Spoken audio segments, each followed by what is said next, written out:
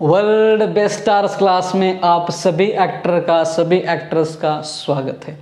पिछले क्लास में हमने देखा था कि एक एक्टर को, एक एक्ट्रेस को अपना जो परफॉर्मेंस है ज़्यादा से ज़्यादा रिलेटेबल बनाना चाहिए, ताकि आगे वाली ऑडियंस, जो आपको ऑडियंस देख रही है, वो आपका परफॉर्मेंस समझ सके, अंडरस्टैंड कर सके, रिलेट कर सके, इंजॉय कर सके, इंटरेस्ट ले सके। इसलिए आपका खुद का परफॉर्मेंस रिलेटेबल होना, इंजॉयबल होना चाहिए। ये हमने लास्ट सेशन में देखा।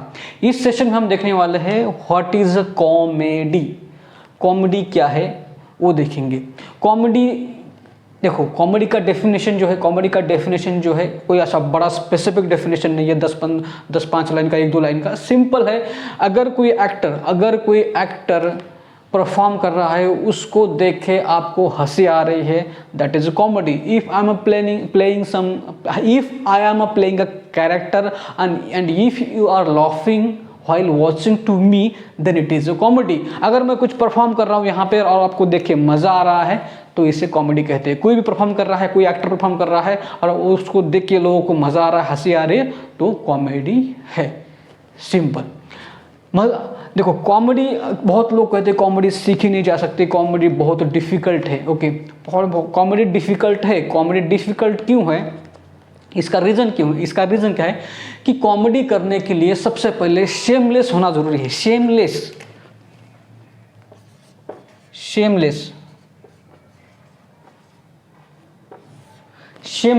मतलब शर्म ही नहीं है।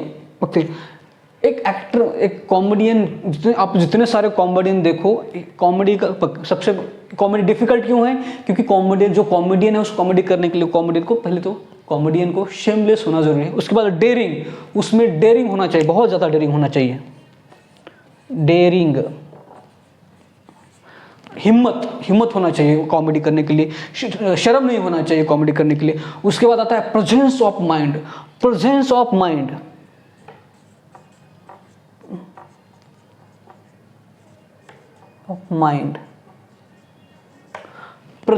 माइंड बहुत होना चाहिए। और उसके ऊपर आता है इम्प्रोवाइजेशन। सबसे ज़्यादा अगर इम्प्रोवाइजेशन होता है, वो सिर्फ और सिर्फ कॉमेडी में होता है। क्योंकि कॉमेडी में होता है, क्या होता है? इम्प्रोवाइजेशन। देखो कॉमेडी क्यों डिफिकल्ट है? Shameless, improvisation, presence of mind, daring, ये चीज़ें हर एक एक्टर में नहीं होती है। कोई एक्टर थोड़ा भले एक्टिंग करता हो लेकिन तो शर्माता है, भले एक्टिंग करता हो लेकिन थोड़ी उसमें डेयरिंग नहीं होती है, भले एक्टर हो लेकिन उसमें प्रेजेंस ऑफ माइंड सब में होता है, लेकिन थोड़ी एक कॉमेडियन एक्टर से थोड़ा कम प्रेजेंस ऑफ माइंड दूसरे एक्टर में होती है, ये चीज़ें। और इम्प्रोवाइजेशन एक एक्टर में और एक कॉमेडियन में बहुत, मतलब ऊपर नीचे का फर्क होता है। कॉमेडियन में इम्प्रोवाइजेशन बहुत ज़्यादा होती है। तो ये रीज़न है। ये रीज़न के कारण एक एक्टर को कॉमेडी करना मुश्किल लगता है, मुश्किल होता है। इसलिए कॉमेडी की डेफिनेशन, कॉमेडी डिफिकल्ट क्यों है?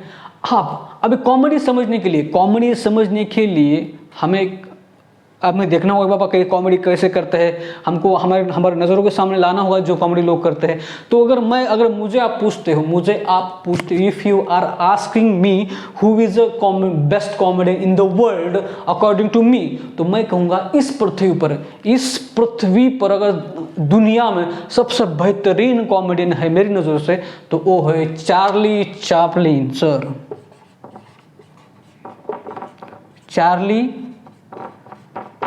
चैपलिन सर, इससे बढ़िया कॉमेडियन मैंने चार्ली चैपलिन सर को देखा, मैंने जिम कैरी को देखा, मैंने मिस्टर बीन को देखा, मैंने हॉलीवुड के बहुत सारे देखे, मैंने इंडियन कॉमेडियन देखे, बहुत सारे देखे, मतलब अपने इंडियन कॉमेडियन।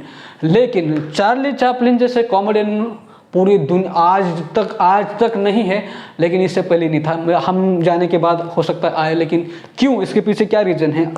तो थोड़ी कल्पना करो, 1921 में, 1981 में, उस टाइम पे वो जो फिल्में बनाते थे वो तहलका मचाती थी। और उस टाइम पे क्या रिसोर्सेज थे और गाइडेंस कौन देता था, नॉलेज कौन देता था कॉमेडी के बारे में?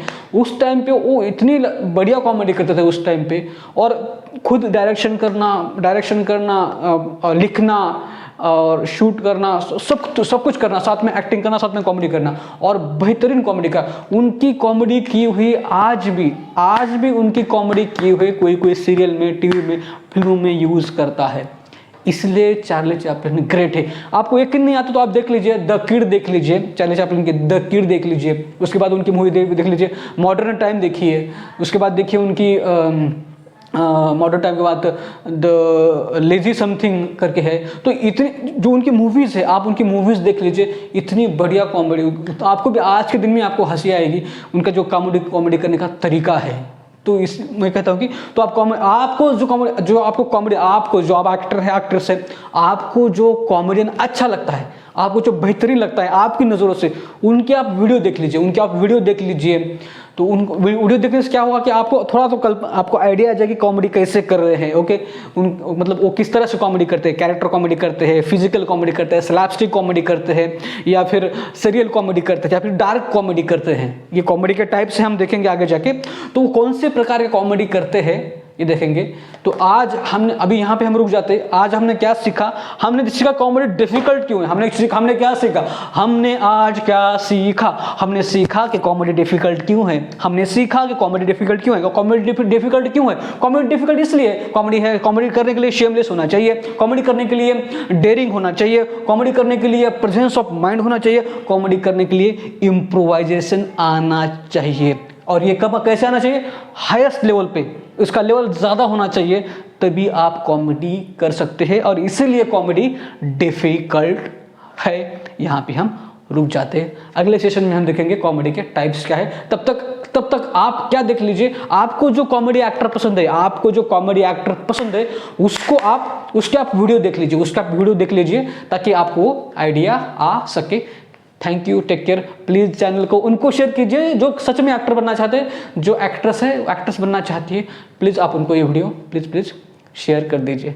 Thank you.